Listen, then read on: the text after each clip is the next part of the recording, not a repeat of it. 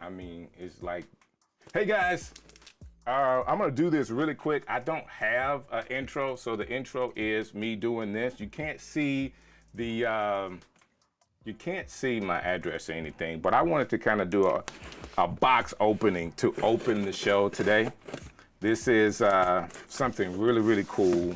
I like it, and if you're watching what I have here on my desk, this is something that I don't normally do, but listen, what a way to kind of go into, Ecamm's YouTube channel for the first time and see what we have here in the box. Listen, only Ecamm could do something like that. Who has the Ecamm socks? All right, who has Ecamm socks? I got a pair. And somebody knows me well enough to get the large. I got big feet, you know? That is super cool. All right, and we are in the countdown, so thank you, Ecamm, all right? Thank you guys so very much for all that you do for us here. Man, for being a part of the family. This is the Ecamm team, and I have 30 seconds to get this done. All right, Lime happens, Ecamm. Man, this is so cool. 20 seconds to show you the next piece. Of course, I want to open up the box here. Don't cut yourself. I'm definitely going to cut myself doing this, okay? 10 seconds, it is the countdown. And more wrappings. I didn't make it. Lights, camera, action. Join the stream team with Strick and Brant and be a part of the Stream Network. Our goal is really simple. We're here to help you succeed. I thought that was really cool. What's up, guys? We are in the Ecamm Live's YouTube channel. I am DJ Strick for the Stream Show, and I have an excellent show coming your way. Andrew Moon says, what's happening, y'all? And the gospel source is in with us today. I got Chris, really nice socks. Yeah, man, I really like the socks. I'm going to be repping those really, really soon. Hello, everyone. Sammy, the superstar. Did I miss anybody? Oh, man, I cannot pronounce today, but brother, hey, thanks for being here with us today. And Jaden, 042, okay, hello. Well, it's good for you guys to be here today with us. And yeah, Andrew, we're going to get you a pair of those socks. We are in the Ecamm Live's YouTube channel for the very first time for the stream show. Now, of course, I've done it before. Hey, Chris, and he's talking to Sammy. Appreciate you guys being here. And we're going to go stream like a boss. That's what's up. Great name. And yes, if you don't have, I feel like I'm special a little bit. I got the socks. Who else is trying to get the socks? I have them.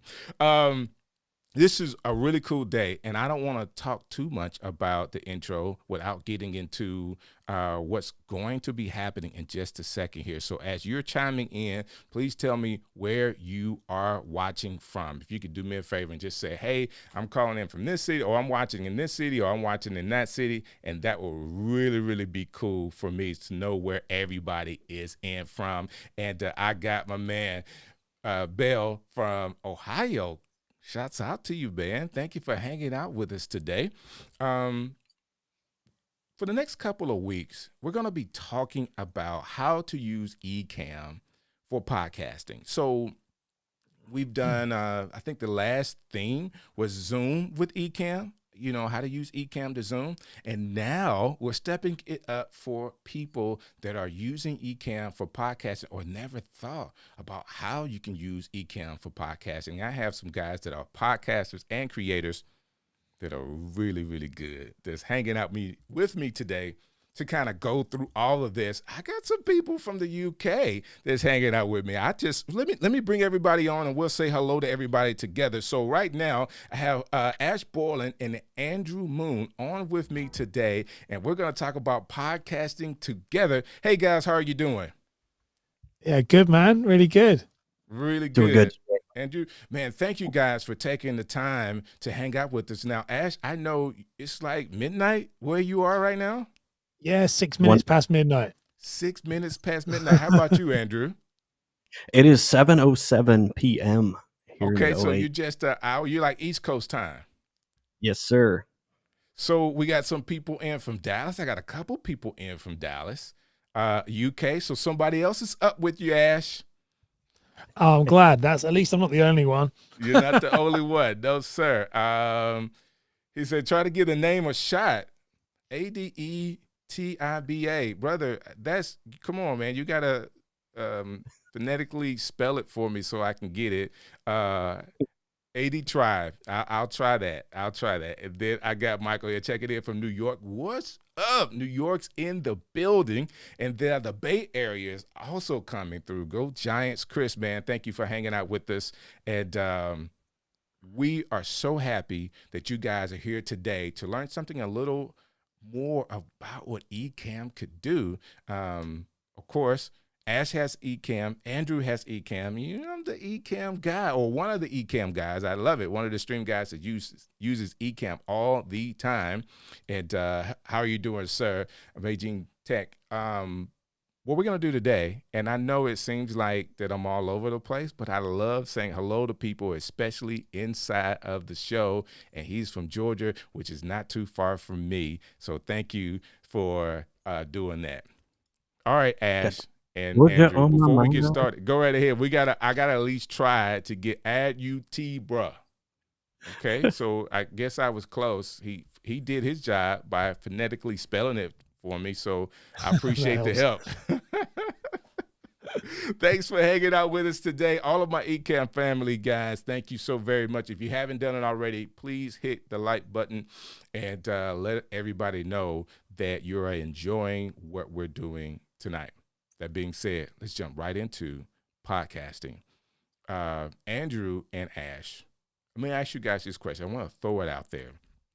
Why is it important for content creators right now to be using a podcasting platform in their content creation, guys? I want to throw it out there. Why is podcasting important for a content creator? Andrew, you take on first if you want, and I'll dive in afterwards. But otherwise, because I'm being very aware that I don't just talk.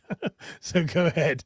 It's all good. I think that I just traditionally got into the quote unquote traditional podcasting probably November. I think I launched my true podcast channel, but I've been doing a live stream since 2020. And I think for me, the importance of community has never been easier, both through doing the live stream, but I think through the podcast. And I got a phenomenal testimonial through LinkedIn about 2 hours ago.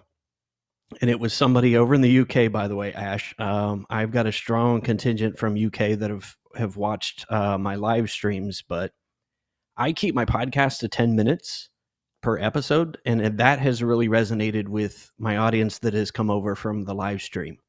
And there was somebody taking a walk this evening over in the UK and listening to my podcast. Wow. And 4-minute testimonial about how much I've affected his life through a 10-minute podcast. So that's kind of my synopsis. I think it's key in the fact that you can touch people's lives, even in small, short form, is humbling for me. I like that. What made you begin, Andrew? What made you start podcasting? I had put it off because I thought, okay, I'm doing my weekly live stream, which I did pretty dedicated to that. I started my first live stream on April Fool's Day of 2020. And it was 2 weeks after COVID. And I just wanted to get on to connect with other entrepreneurs. That was my goal, because I had gone through the recession of 2008 with a 4-year-old business and a 4-year-old kid at home. Wow. And I knew how lonely that was to be an entrepreneur. And I didn't want anybody to feel that way. So I started going live just to connect people and give them a place to go where we can just discuss what we go through as entrepreneurs. I like that. And so I put off to actually doing the podcast, and I was like, okay, I'm just gonna bite the bullet. So November of last year, I was like, okay, I'm just gonna start a podcast, a true traditional podcast. I think it was easier because I don't do it behind the camera. I don't do that portion of it live on camera. Okay. And for me to just turn the camera off and talk, and to keep that succinct at 10 minutes was a challenge, but I get it. that was my goal. Just that short form content, that quick hit. I'm going to give you 1 or 2 tidbits, maybe 4 or 5 that you can, or could be game changers in your life. And you can get that in 10 minutes. I like that. I like that. Ash, let's go back to the first question for you, sir. Yeah. Why should content creators, why should they be using podcasts as a platform for them? Awesome. So first of all, I just love Andrew's story there. So I was getting excited just listening to it. Right. So brilliant story. And I love how that testimonial, that's amazing. So well done for that. I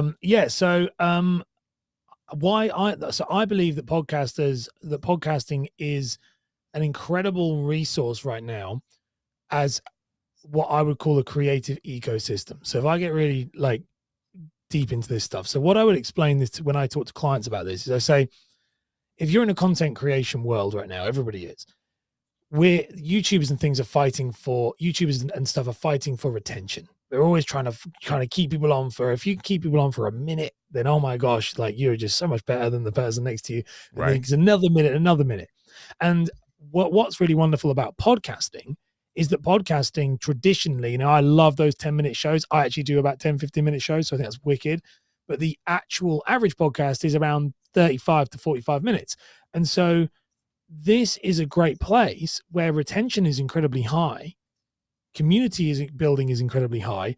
Download numbers are incredibly low. That's very important to understand. But it is a place where creators on platforms like YouTube, like TikTok, like Instagram, who may not get that connection that you would get in from something like a podcast, can now connect with their audience. And I personally see it becoming more and more prevalent in this world of creative ecosystems. In other words, I should be able to consume short form content from my favorite creator on TikTok or Instagram or YouTube Shorts, whatever it is, go to their videos, watch them live, watch them on demand, but also be able to walk the dog and listen to them as well. And Right. This is where I think we're seeing this happening more and more. And that's where the whole live stream ecosystem falls into podcasting and everything else. So I think it's just an incredible medium to talk in and to be in, whether you do video or audio only, whichever you want. But I think it's something that every creator, in my opinion, should be making that move. The move that Andrew, you've said you did yourself, like that move of going from the live show. It's criminal the amount of live shows that are not on podcasts right now. It's insane. So that's how I kind of answer your question with that. That's where I sit with it. So if you are watching us today and you're listening to this, I want to know in the chat here if you guys can just put in whether you have a podcast or not. Let us know, say yes or no. I have a podcast. I don't have a podcast. I want to know like if you guys are engaged in this or if this is something that's going to really help you. Because if you're Ecammers and you're doing live content, short form content, if you're using Ecamm, like one of the main benefits of using Ecamm to record your podcast is how it renders your files. Now, the rendering of your files is really simple. You're going to get, if you have guests, you're going to have your audio file, you're going to have the guest audio file, and then you'll have the mix, all right, with both you and your guests. So at any point, and Andrew and Ash, if I get this wrong, you guys help me out. At any point that you need to edit, you can throw your file into your editing system. And then you can throw the your guest file into the editing system, and you can edit their voice and edit your voice. Yeah, come on in. Just let me know. He says not yet, but it's coming. Listen, this is going to help. If you're doing any recorded live or recorded shows with Ecamm, you already have all you need, right, Ash, for a podcast. Can you expound on that a little bit for me? I was just about to write a comment to say, do start your podcast. You got started. I was about to jump in the chat. I was like, no, yeah, I think that you're saying about So sorry, expanded on what? Do you want me to expand on the fact about Ecamm and how the fact great? that how Ecamm could be used to do the podcast, like if Yes, you're of course. recording, like even this show here. So let me say this for everybody that's saying yes or no. I appreciate you guys putting it in. If you're doing a live show or recording a show with Ecamm, you have all you need with your audio file separated from the guest audio file. So you get 3 files all together, depending on how many people you have. So today I have 2 guests. I'll get my audio file, I'll get Andrew Moon's audio file, and then Ash's audio file. And if I need to edit their voices in any way, even if it's just to push the volume level up, I don't have to do the volume on the whole show to get Ash to come up or edit the little the part that he's speaking on. I can just go into his audio file and raise the level all together one time.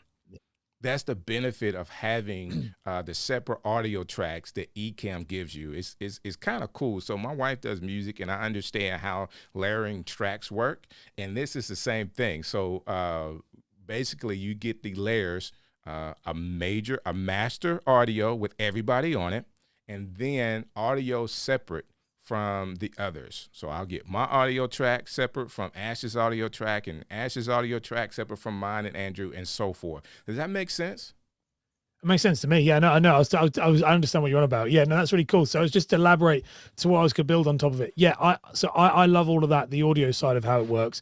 The reason why I like Ecamm though for podcasting personally is I think that it's an incredible. I believe podcasts are moving towards video, and they're moving it towards video in a rapid pace. Okay. And Ecamm is by far the best place to give that visual authority and your personality through that podcast. So you can do all those wonderful things with the edit, as you just said then, with the audio and the different levels. But I also love how you can create a truly professional looking podcast. Like literally what we're doing here is pretty much a podcast. It's a live show, but it's so much better than what I would call a Zoom scrape, like, which is just literally throwing up a Zoom and then wondering why nobody is interested. And Ecamm is the scrape. Explain that to me. So a Zoom scrape is kind of the cardinal sin that most new podcasters will do, and that is that they literally just record a conversation on Zoom and then they throw it up onto YouTube, and then they just throw it straight up to their audio as well, and then they expect someone to one, listen to it, and two, watch it, and it's very unengaging, realistically. And so it's notorious. They seem to have they plagued the internet since COVID because everybody started to do podcasts. Gotcha. But that is, I think that is something you just want to avoid because it doesn't show any personality. It's terrible. And it's also in a format that we are so used to seeing that you better be some very engaging celebrity if it doesn't happen. I think it's a bad thing that happened when Zoom was free. But I think now that Zoom has really come and rightfully so, they brought in those pay caps and stuff, it will finally push people to go to software like Ecamm, proper software that is that is for this specific thing. Using a hammer to try and screw in a nail. Let's screw in a screw. That's how I feel about it with podcasts with this software. I think Ecamm is one of the best you can use for it. And that is that's my take on obviously all the extra fancy audio. You're talking about audio editing, and I find that very dull. Do you? I do. I love video. Like you love it. Like this your music background. It is for me, it's because I'm a DJ. I'm a DJ. So when I can go in and put a little effect. So I use Adobe Audition. To edit all my files on. So I have all of the little effects I could put in. Even though I sound great with this SM7B, by the time I do this one little compression that I actually have it all stacked in a rack, I can just press one button and it affects everything. I'm sorry, I don't want to go geek out on audio audition. No, it's fine. But like when people listen to it, it's like, man, why does it sound like that? And I do want to say this, Andrew, before I let you go and speak, that one of the reasons why I have Ash on the show is because I will make this a podcast, and then his of course, the way he speaks, man, come on, this is perfect for a podcast, right? It's cool. It's cool. So we got a lot of people in the comments that are talking about, hey, Tanya Smith here. I went all the way on video and let my podcast go, but I'm reconsidering it. So what Ash is saying is don't reconsider doing an audio podcast, reconsider doing a video podcast. Okay. Andrew, what do you say about that? I've actually done both. I actually just joined a new podcast that we relaunched with, funny you mention Ash, two gents from the UK that we do on Tuesdays. Okay. And we do it as video. It's the not an MSP show. And we started it as video, which we do in Ecamm. I've taken over the production. They were just using Restream, so we've taken over the production of that just to kind of elevate it. Ecamm allows me to do some amazing things with the live stream.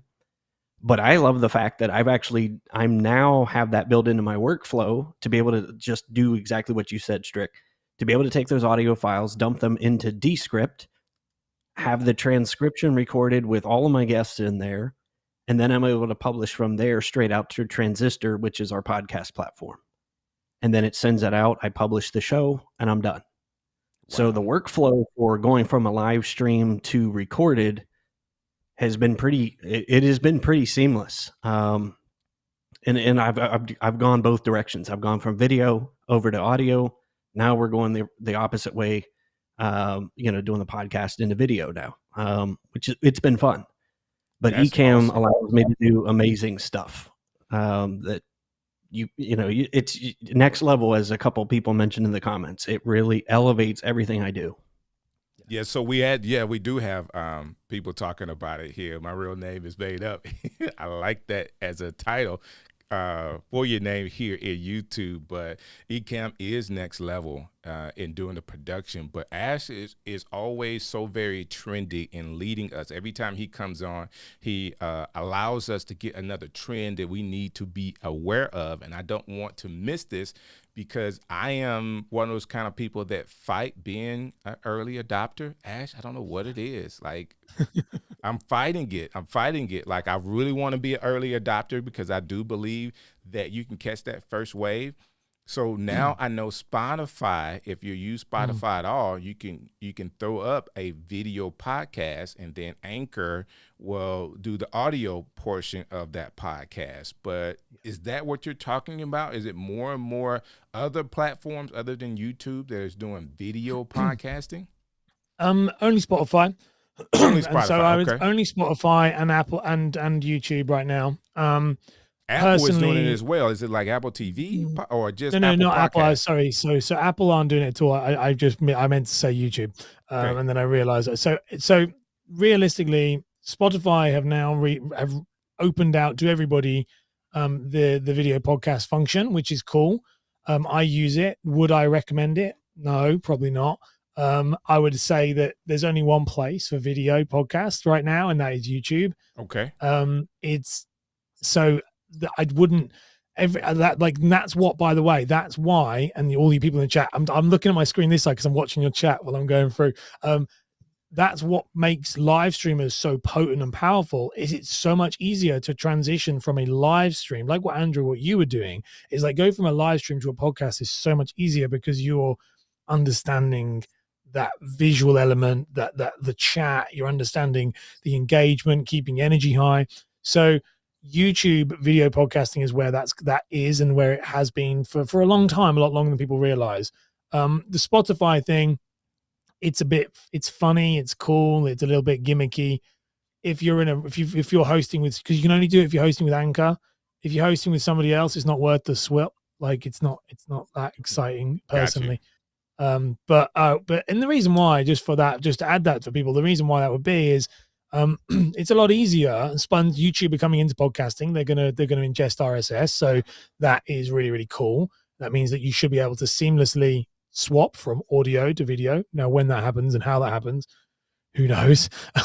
But like, hold on, don't go too fast with the accent for me there, Ash. So you're telling me that in just a little while, like the trend is with YouTube, you can go from audio to video, like. Yeah, so their plan is YouTube announced that they're getting into podcasting. When they're doing that, what they're doing, they've been kept it close to their chest, but they have announced that they're going to ingest RSS. So real simple syndication, which is podcasting, RSS. That is what YouTube are going to do. So right now, video podcasts are just YouTube videos. Gotcha. And that's it. Whereas they are looking at creating the platform is growing so large. They're looking at doing this, and they were talking about how they can try and do this whilst also navigating the YouTube Premium thing, which is you can do that with YouTube Premium where you can download it or you can have audio only. They're trying to find a way of doing that, but it's coming. And when it comes, fingers crossed, I think, it could change the world, because it could change the podcast world, because they own they're the second largest, search engine in the world. So Right. it's a no-brainer. And that's why I've been very aggressive. And you talk about trends. That's why I'm a content marketing coach and consultant and personal branding coach, but I've been all in on podcasting for the last 9-10 months because I knew this was coming.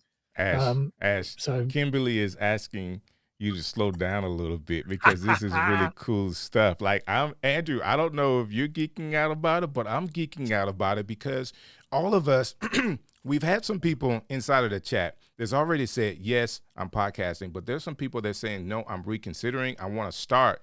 But as we want to help them start in the right area, should they be focusing on just doing the short form, 10, 15-minute content on YouTube?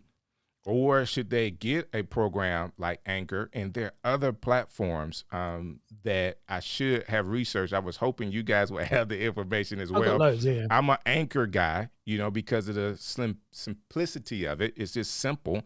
And I have it all set up. I've actually set up the first show for the stream show to be on Anchor. So I'm actually going to drop this show in. After I do a couple little edits, Andrew, I'm going to drop this show in as the first show. So we're talking about podcasting. I would be podcasting for the stream show on Anchor, and that would distribute it to about 5 or 6 other platforms, Apple and Spotify. Now, I hadn't thought about the video piece because this could be on Spotify as well. And again, all I'm doing is using Anchor to get it all out to people. That being said, Kimberly said, slow down. Kevin Cox has just got here. Kevin, good to see you, sir. Glad you could make it in. So now we're going to repeat what you said so that we can understand like where the trend is going. So as people are reconsidering and starting back with doing podcasting, they could be thinking about what the future is. Mm-hmm. So what do you want to reconsider? There was so much I said in that thing. I know it was so fast and it was so good. I talk about this stuff day in and day out. So it's one of those things where just stop me in this 5 slow me. It's fine. Like, cause it's good. Cause me and my wife talk about this all day. So and it's and if it's really good to you guys, I need you to go ahead and check the like button. I need you to do that. And again, if you have a show that you're podcasting with already, so the people that are doing it, put the name of your podcast in the comments so we can see it and people can follow you and know what you're doing with your podcast show. That being said, you were talking about how the trend is potentially with YouTube going to do podcasting where you can go from video to audio and how that would actually work. Yeah, so that just is what they're writing on the wall for that is coming. That's been what YouTube have been talking about for a while. And so the best advice I would give to people with that who are interested in this is that I'm trying to slow down for you all. So what I would do, the best thing I would advise right now is that you are creating content that falls into some form of podcast genre on YouTube and also across, like an RSS feed. So Anchor. To really keep it simple, that's all you need to do. But what I would advise you do is you action now. Don't wait until it's out. This is something that YouTube Shorts was a massive example of this. Right. When a platform releases, if they'll be lost they'll have no content on that platform. So they want to try and push that as much as possible when a new feature comes out. And so people who are live streaming every single week, you should be creating a podcast from this so that you are ready for when that button gets turned on. Could be 6 months, could be a year. I don't know how long it's going to be. YouTube Shorts just snuck up on us. Like, it's the same type of thing. But if you're doing it now and building a podcast now, you will see the results. You'll see the rewards of being an early adopter on that platform. And I think that can be very, very powerful. So that's what I would be just and the most simplest thing for that. If you're doing a live show, just put it on audio. It's simple as that. As long as they can connect, from what I understand from speaking to a few people in this space who are like I was speaking to YouTube at one of the podcast festivals. They were saying, the idea is that they need to be able to link between the RSS and the video. And if they can link that together, then you're off to a winner. So just put your content everywhere. I really like that. Andrew, what do you think? That was one of the reasons that drove me to start my podcast, was the fact I saw that YouTube was going to do that. And I'm like, okay, I'm already creating content over there. I'm with my live streams. Right. I'm already have topics. I have things I want to talk about. And why not just start? I could take some of the things that maybe I did in the live streams, started my podcast with just pulling a few of those tidbits out. But now with the live stream we're doing on Tuesday, like all of that entire show is going out. And that was, again, one of the reasons that drove me to do that, was the fact that I know that's coming with YouTube, and we want to be part of that conversation when it gets launched. Right. So that I'm not playing, behind the 8 ball. So you're putting it on YouTube, or you're putting it on YouTube and another platform? We're doing the one I do on Tuesdays. That is live. It is a live stream on our YouTube channel. Gotcha. And then we're taking that and publishing that out to Transistor, which goes out to Apple, Spotify, Google, Amazon. It does all of that syndication for us. Gotcha. So I only have to push it out there once, and all of that is automatically going to every podcast channel that we can, that Transistor hooks into. But to create content, you and I talked about that last week, Strick. One of the things that I started to do, which dawned on me a year into live streaming every week, was, why don't I take that content and repurpose it?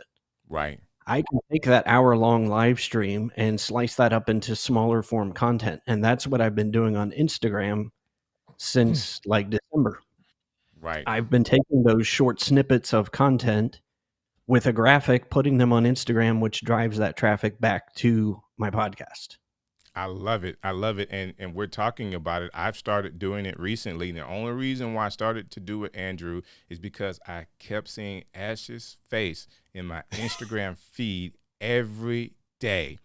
Like literally every day I see Ash, and he's giving some tidbits. Today it was a longer, I think it was maybe 5 or 7 minutes that he posted about how he's doing content now differently than he did before.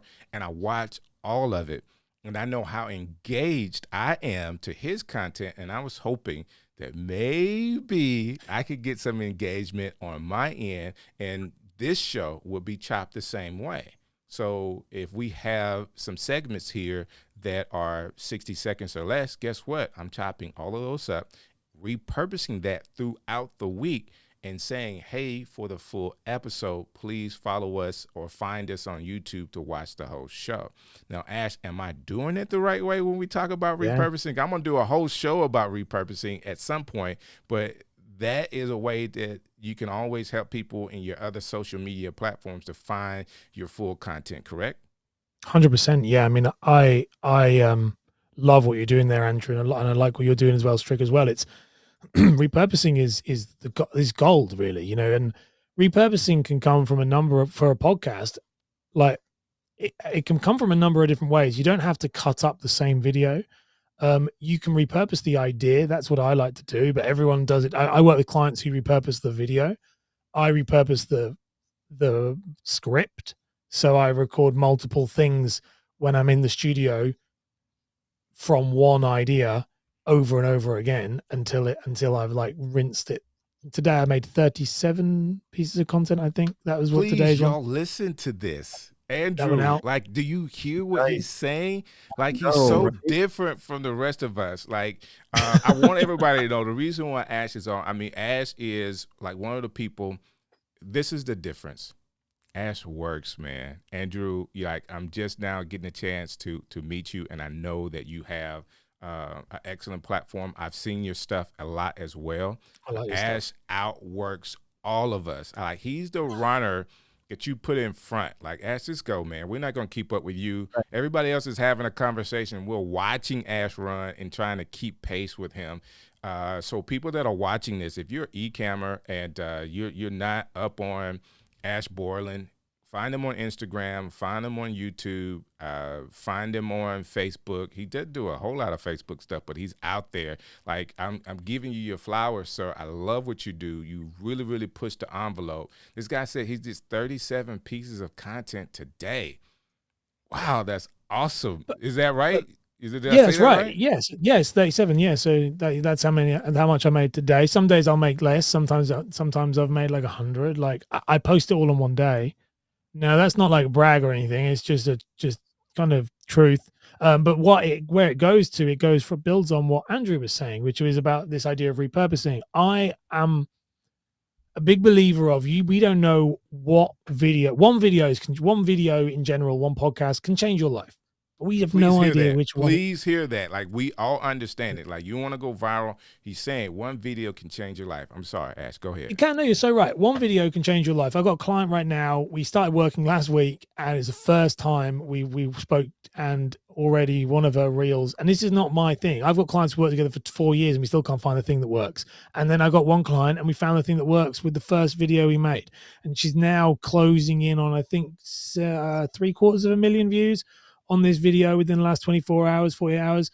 And I always try to explain to people the way I see it. It's not what I think is a good or bad. I just think it's all about chances at bat. One video can change your life. We don't know which one it is. So until you have that video that does change your life, many people I speak to overcomplicate and are way too protective over their ideas when they are still right at the growth phase. And it's like, just not throw out any rubbish, just throw out everything and find out what comes back. And so that's where my idea of making lots of content comes in, is I take my podcast I do every day. I do a daily video podcast, and then I make short form vertical content because it's the best place for exposure right now. Right. So TikToks, Reels, Shorts, and some of those episodes might get seven clips from that, and then they get posted on all the platforms. Some of them might get 3, some might get 12, and I put them everywhere to give that the best possible chance of actually being, maybe that's the video that changes my life.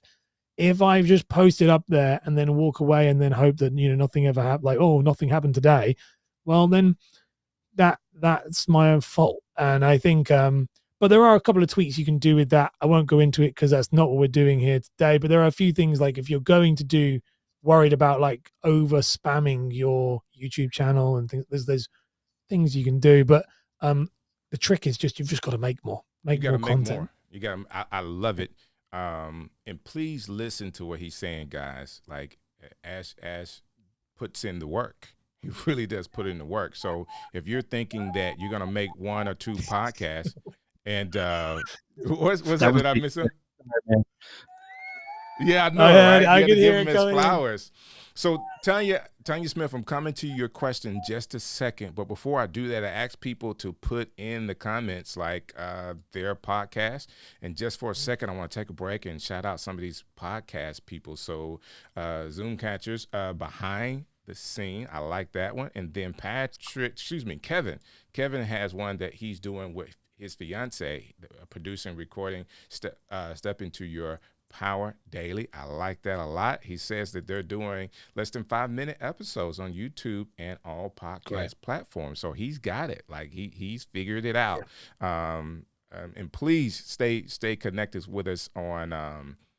He said that today is the 64th episode, started in May. There you go, guys. That's hopefully, what he's doing there will give you a little.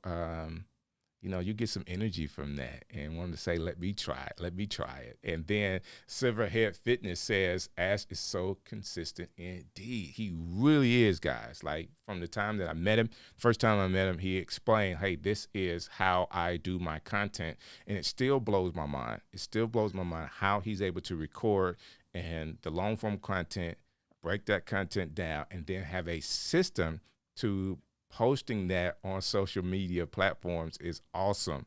It's awesome. So Tanya, it is your turn.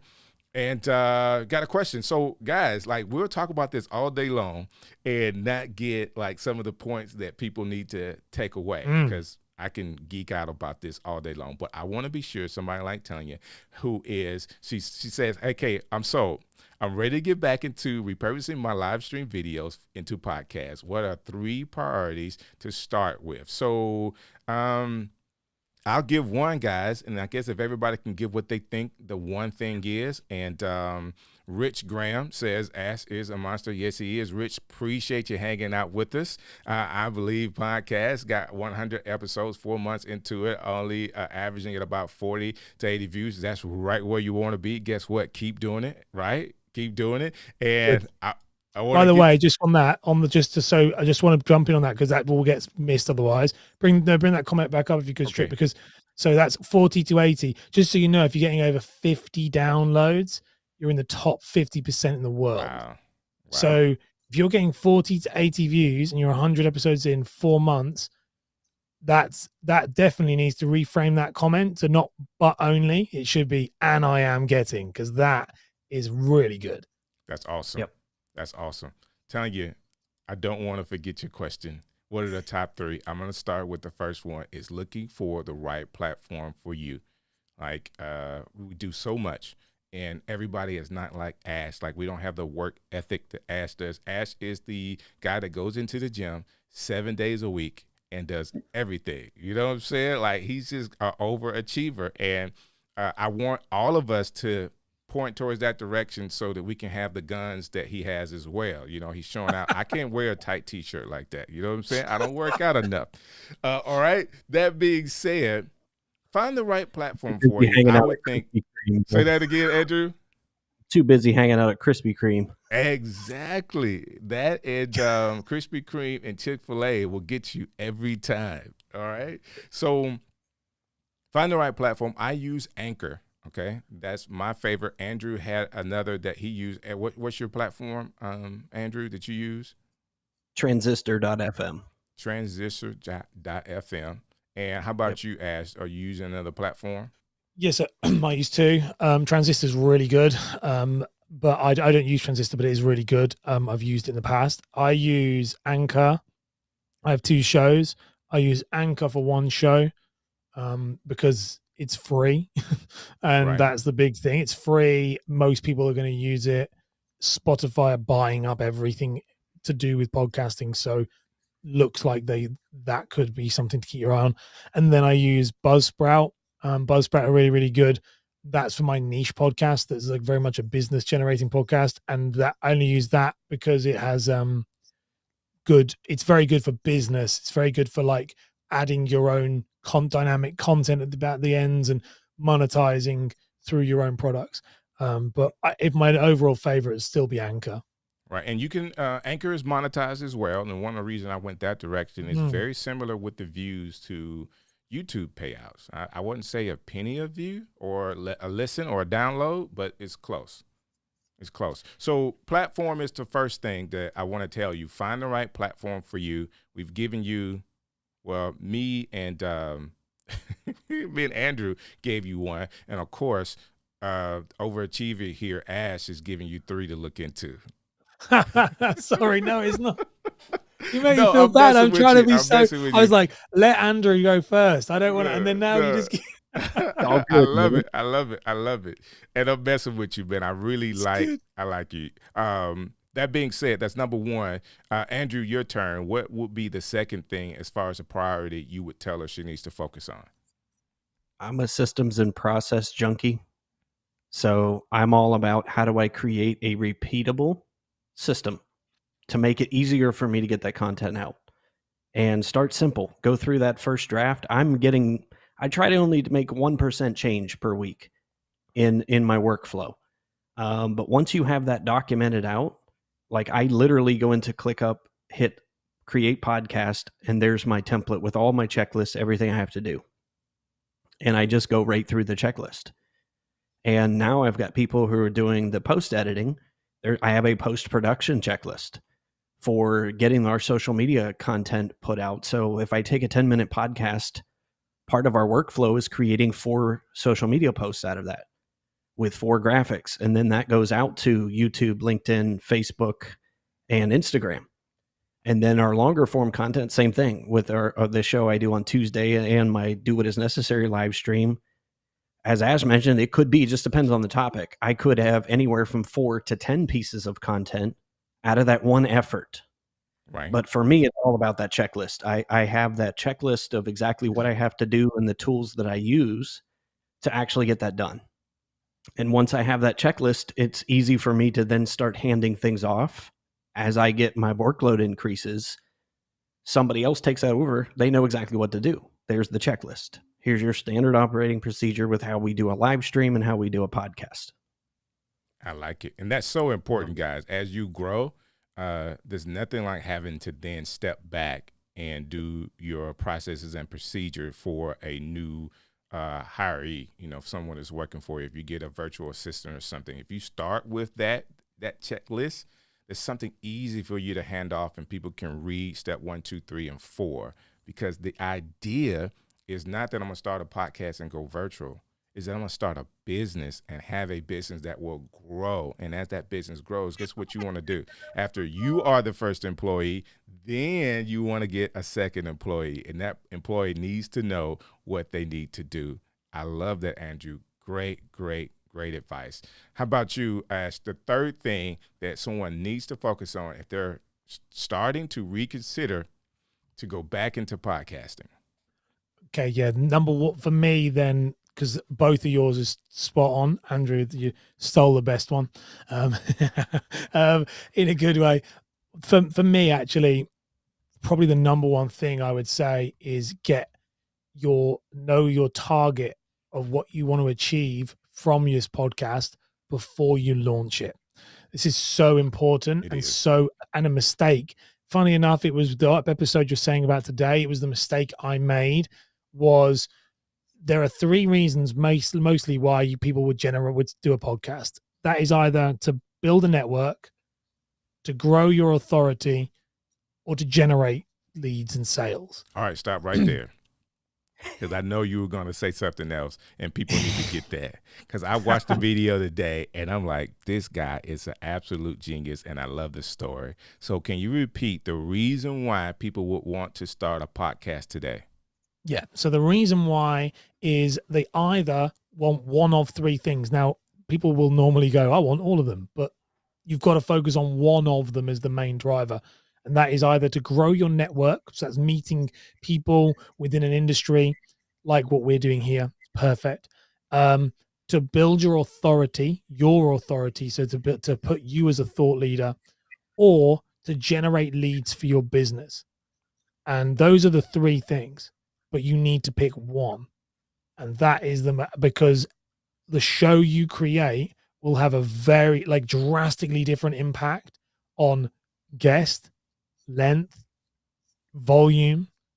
All of it will be different depending on what it is you want to create. And so knowing what it is you want to create, and as in what your goal is, that is the number one bit of advice that it would have saved me a lot of heartache and blood, sweat, and tears, and many, many years of trying to make a show work when it didn't. If I'd actually sat down and said, what do I actually want from this? I like that. Andrew, what do you think about what he said there? I couldn't agree more. And it was interesting because, like I said, going back to my own experience when I started my live stream, I didn't have the intent to get leads and get business out of it. Has that been a welcome, happy byproduct of it? Amen. I get business every single month from people who may have watched my live stream from a year ago. So you want to think about things that have legs. People that might listen to a 10-minute podcast, then they go out onto my YouTube or my LinkedIn channel, and they see all of the content I've been producing. And as you mentioned, Strick, they'll start to binge consume. It will. When I get on the phone with somebody or somebody gets on my calendar, I don't have to sell them anything. They already want to do business with me because you built that know, like, and trust factor through your education. And that's all I wanted to do was provide education and provide a community. How do you deal with the problem of a pandemic that none of us have ever dealt with? Right. And how do we survive that? I mean, we're going into a next recession. I'm all about helping people prepare for what's coming. I went through multiple recessions. I know what worked. I know what mistakes that I made. And that's the things that I share now. And that is a welcome byproduct, because like I said, I don't sell anything on my show, but I get business out of it every single month. Wow. So explain to me this really quick. And Tanya, I know you're listening to this, and if anybody else is in the comments that are, and you're getting some value out of what we're doing here, I talked to media department Katie from Ecamm, and we decided to put this show on Sunday nights on the Ecamm Live's YouTube channel so that we can reach more people. Of course, there's 11,000 subscribers inside of the community, and my job is to be able to bring content to you guys that's going to be helpful to you as you are using Ecamm Live. So we're talking about podcasting, but the tool to be able to get some great content, like recording great content, whether that's audio or video, is through Ecamm. All right. So I want to say that. So that's like the number one thing. Okay. That's the number one thing. And then as we focus on, okay, what is our audience? Who are we trying to target? You know, Ash, we talk about this all the time from a video standpoint for people that are trying to be content creators. Make your first 100 videos. Forget it. Just make 100 videos. That's just to get started. But you're saying now, if someone has a little experience, figure out first, what is your goal? What is your outcome? Who you want to talk to, whether you're trying to get clients or whether you're trying to network. That should be first. And are you saying that period, or this is for people that are already doing some content? Now you want to focus on your podcast, but make it narrow. Is that? Yeah. Am I saying it the right way? You are. Yeah. So what I would say, it is, so notoriously any YouTube channel, Instagram, TikTok, they're pretty forgiving in regards to, like you say, you make your first 100 bad videos. What my experience, I'm doing podcasting now for many years, and I've had two top 20 chart podcasts, and clients as well. Just throw that on out there, Ash. Just throwing that out there, bing bing, but like, it's one of those where one thing, and the only reason I haven't got there without falling on my face many times. Got it. And I would say one thing that came up was that for me was that podcasts are not as forgiving. They're nowhere near as forgiving, because the discoverability of them is really bad. So when people come to a podcast, if you've not got it dialed in from day one, and that sounds really awful, because it's okay if you've, like with me, try it out, and then don't get attached to the show and then start another show maybe a year later going, hey, I've now messed this up and I've done this and I've now learned that this is what I don't like, this is what I do like, and now I'm going to do it. Personal Branding Secrets is my podcast, and it is like the 5th iteration of that show. First time round, I just made all the mistakes. Second time round, I used copyright music, was unaware of it. Third time round, like, I've done all of them. But one thing that's very, very clear when you look at the data of all podcasts, from people from the shows I've seen and my own, the first 10 episodes of a show are the most downloaded if you let it go for a long period of time, a year, 2 years. And so what I like to say with my clients a lot of the time when I'm working with the podcast is, get your goal right. Make sure those first 10 episodes are laser clear on what you do and why you do it. And that it really sets that picture, and then you can make all your creative choices you want after that. But really spend that time to get those first 10, on point. I like it. Dial in. Be very thoughtful about what you want to do, and get those first 10 in. I like it. So I see here in the comments, guys, I want to go to Chris really quick. Here's a question about privacy and security where the content creators still get use rights. Any recommendations? I'm not really sure what he's asking, and maybe he's asking about rights to use other content to be able to build his podcast on. Chris, if you're still here, if you can kind of give me a little bit more detail of the questions that you're asking, we will be sure to answer your question. We've done it all.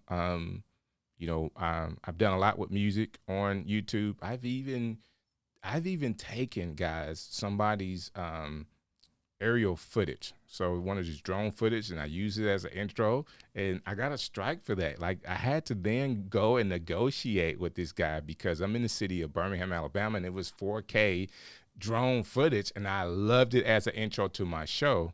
But I did contact the content creator. Now, we made a great deal, all right, for the content after the fact. But now I know if I want to do that, I need to do it before I use the content, if that makes sense. All right. Yep. So there's a lot to I've had lots of mistakes like that. Yeah, it's a lot to unpack there. Listen, they have, at this point, like after the fact, they could charge or do whatever they want to because you want the strike removed. So it could be whatever cost they want it to be. This person wasn't a bad person. It's a great guy. It's just from a communication standpoint, I had to find him. It took me a while to find him in a platform that he was communicating in, whether it was Google. I think I finally found him in Instagram. Is how I found the guy that had the content that I had used. So be careful on that. But if you can kind of give me a little bit more detail on what your question is, guys, we've been rocking and rolling. You know, we've almost close to an hour on the show. I know, mad. Like, I know because I've been up since 7. No, I'm joking. 1 a.m. for I was talking to another YouTuber yesterday, like on YouTube yesterday, till like 1, and I was like, "Oh, it's 1 o'clock. I better go to bed." So this is normal now. This is normal for you staying up. I get it. So I want to do this really quick. We're gonna be talking about podcasting using Ecamm for the whole month. Okay, I have some great guests coming up next week. I forget who they are. I want to remember it in just a minute. Isn't that great? No, I'm joking. It's really, listen, I don't know, but I will figure it out in just a second. That being said, Andrew, I want to do a behind the stream with you, if you don't mind. I noticed you got a great picture here. You got a nice setup. I know you're using Ecamm. Do you mind taking a moment here and kind of showing us what it is that you're doing in your setup here? We'll start with the audio. Okay. Yeah. Let's look at your the audio you use in your interface and your microphone. All right. So it's a mess right now. So just saying, I got this shiny new toy Friday. Oh man. So I'm jealous, brother. Yeah. So this was the setup before. I had a DBX 286S with a Focusrite Scarlett 2i2. And finally bit the bullet and bought the new RCP2. So, like I said, my desk is a mess. So I've got new stuff everywhere. And as you can see, rocking Ecamm for life. Obviously, they're into orange. Sorry for the shaky footage. I really should have put this on a gimbal. It's okay. But yeah, so there's a physical Stream Deck. And Ash, we were talking before. There's my iPad mini that I've repurposed. This was the original, I think it was a 2nd gen iPad mini that I now have. I actually like it because I'm old now and it has the bigger buttons so I can see stuff better. There's Ecamm. Let me zoom out a little bit for you. So I got it. So the iPad mini is what you're using for the brains here to power it all, correct? 2 Stream Decks. So I've got the physical Stream Deck here. And then I've got a second version of Stream Deck running on my iPad and that I use both for in-show production. Okay, and what computer are you using? I'll show you there. I'm rocking 2 iPad minis. There you go. M2, yeah. M1s. So one's for streaming and the other one is for assets? It is backup. In case one stream goes down. That's the other reason I got the Rodecaster 2 is I could plug 2 computers into it. So I now have the Rodecaster plugged into both systems. So if one fails, I can go to a backup. That's awesome. And yeah, I've got all kinds of stuff planned. Let me zoom out for you here. Sorry for the shaky footage, folks. So it's okay. So that is a 32-inch curved screen to my right running one M1. Okay. And a teleprompter in the middle which actually cast monitor 2 on my first iPad or first Mac Mini. So I've Okay. got 2 portable screens. That are stacked there to the side, and they're running. You're able to see the different monitors inside of Ecamm, right? Yes. And I as you like see that. here, yeah, all the scenes, everything is on one monitor, and anything I screen share is usually on this monitor here. Okay, what are Sorry. your light setup in the studio? Very, very simple. These are GVM lights. I think they're 10-inch pancake lights. So they're super thin. So I've got 2 of those, one on each side. And see if I can get that here. I forget the brand on this one. It's just to cast my other color, which is our teal, onto the background. I got it. It's just shooting up, Teal and lighting up. orange. I like the color combination. That's really On, cool. man. So And what camera are you using? I am using a Canon M6 Mark II, and that's what's cool. behind the teleprompter there. And what kind of lens do you have on that? That is a Sigma 16 millimeter 1.4. It's kind of that's probably the default for everybody. So nice. I like but yeah, it. it's a mess. I got wires everywhere, and I hate wires. And I saw the audio, but I may have missed. I see the mic, so I guess that's why I didn't ask what mic it was. But that's the Shure MV7. That is the SM7B. SM7B. Okay, I see it. I see it clearly now. Okay, cool. Sorry, I really suck at vlogging. No. So if you get back on screen, let me ask you this quick question. Yeah. I love the setup. It's very unique to you. With your purpose of using Ecamm, like why did you decide to go the Ecamm route to do your content? I am a complete nerd. I make a lot of online courses as well. So in addition to my live stream, my podcast, all of my online courses are done out of Ecamm now. And literally, I think a couple months ago, I produced a 37 video course with 2 post edits. Wow. Everything is programmed into my Stream Deck, and I literally, as I'm teaching it and recording it, I very, very little editing because I hate editing. So I think I had 2 videos that I had 2 edits in. So my editing was just so easy to get content out. And I like the fact that you say that because, I think for all of us, we have our unique way of using Ecamm. And for building courses, I mean, it's easy to do. I think my guy Brant used to say live to tape. He used to say that all the time, like record live to tape. And that's basically what you're saying. You use it as a live platform to record it, and then you use other platforms that you can actually do your tutorials on. And that's right down our alley when it comes to using Ecamm. So much that Victoria here says, I'm enjoying this footage. Andrew, please don't worry about shaking the camera. Thank you for sharing. Like, this is to absolutely help everybody, and you are doing an amazing thing, Andrew Moon, and love the set. So thank you, Tanya, for sharing that as well. I have one question I'm going to end up with, guys, and we may not be able to answer all of this, but we're going to try. He has a couple of questions in here. So let me go with home recording made easy. I have no idea how to find the people, like team members. Do we have any advice on how to find team members to actually help him? No. Sorry, I don't. let me, as you think about it. So I think he started with this one. My problem is doing everything content myself. I need to find a team to do all of the social media posting, graphics, creation, etc. This way I can focus on making the content and then handing it off. And, there's a few people out there, guys, that are actually doing that. Everybody has it really, really hard right now. Tanya is saying the same thing. It's been my task as well. It's been hard putting the right team together.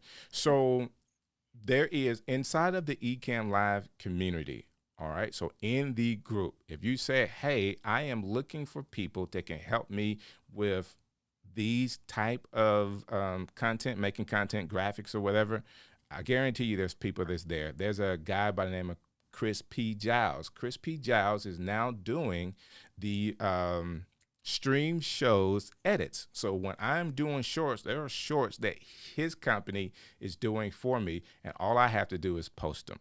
All right. So I'm not Ash. I don't have the time that Ash has. I'm not that type of overachiever. I'm trying to get there, Ash, but I did have to hire a team to help me do that. So Chris P. Giles, you can look him up using that name on Facebook or Instagram.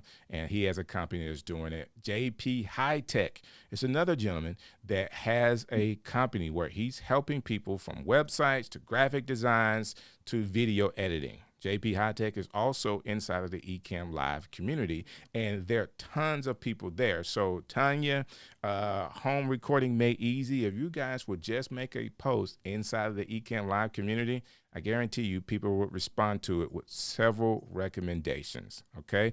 Andrew, do you have any that I may have missed?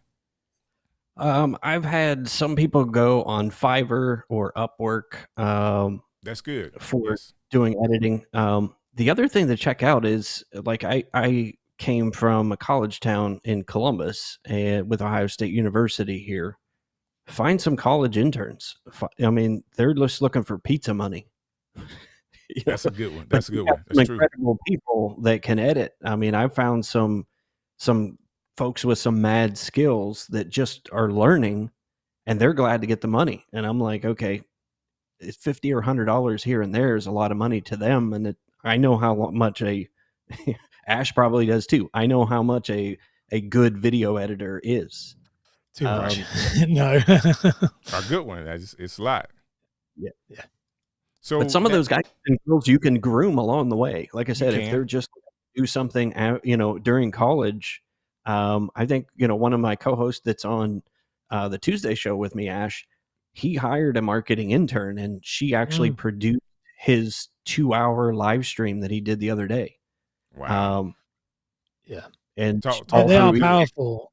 I have someone local to me who did that. He worked in the same kind of real estate industry that I did, and he hired we call it apprentice here. It's like an intern, and he hired this apprentice, and he was a kid.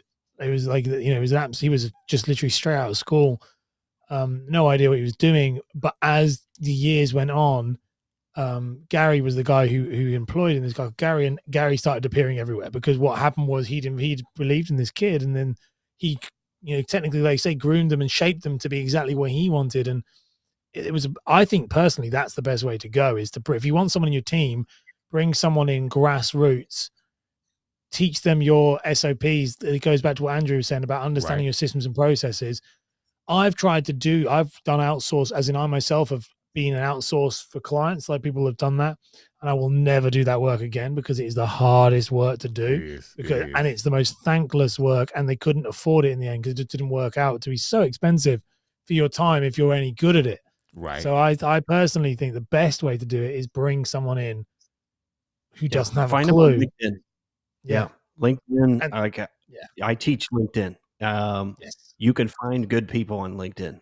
I recruited into my last tech company connecting with people on LinkedIn.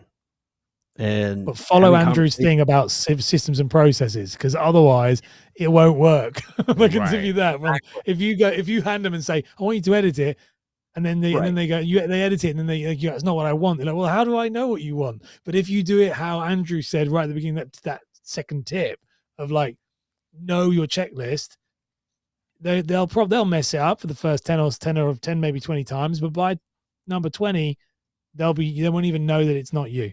So I think that's what I would empower them to help shape the process too, because I found that I can give you the general structure, but I don't want to micromanage. I mean, you work how you want to work. This is the end goal.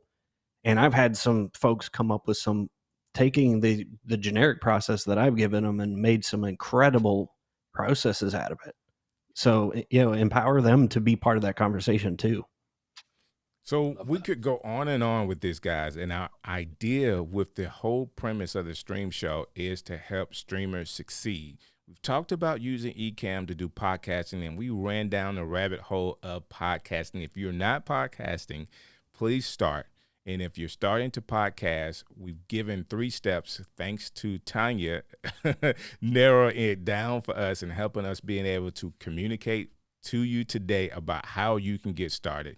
We want to encourage you. I will continue to talk about podcasting for the rest of the month of July. Actually, we're going to be talking about it for about 3 months here with Ecamm, because we believe that Ecamm is just such a powerful tool to produce your podcast. So it doesn't have to be like I'll geek out about how to edit it, and I'm sure I'll do an audio Adobe Audition set where I can show you how I personally edit, tracks. It's really simple for me, and you can use multiple different audio tools to be able to do that in your mixing, but I'll show you that live. That being said, Ash, Andrew, you guys have been great, sir. Like, the wealth of information you've given the community today is appreciated, man. So real quick, I'll start with you, Ash. How can people get in contact with you? I mean, I'm everywhere, but the best 2 places is on YouTube or on Instagram, Ash Borland, or you can go to ashborland.com and it has everything there. And if you've got any questions on podcasting or my repurposing strategies that we talk about, like, I'm happy to just answer them. So just drop me a message. I love talking about this stuff, as you can tell. You just got to keep up the talk quick. I love it. And Andrew, how about for you? How can people get in contact and connect with you? Yeah, orangenomad.com. All my socials are at the bottom. But yeah, I hang out on LinkedIn a ton. That's where my bread and butter's at, on LinkedIn. But yeah, connect with me. Same as Ash, I'm happy to help share anything that I've learned, good, bad, and ugly. That's awesome, guys. So if you hadn't hit the like button already, this is the end, but you can still like this whole segment. Same time next Sunday. Like, we're doing this even on the holiday weekend. Like, we want to provide you content. So I hope you guys are celebrating here in the States. And if you're not in the States, you can celebrate with Ash too. You know, you can just figure out a day to celebrate and have hot dogs and grill out and all that other kind of stuff. So 7 p.m. Eastern Standard Time on Sunday nights, this is where we would be for the stream show. So thank you again for hanging out with us. I will personally see you next week. Lights, camera, action. Join the stream team with Strick and Brant and be a part of the Stream Network. Our goal is really simple. We're here to help you succeed.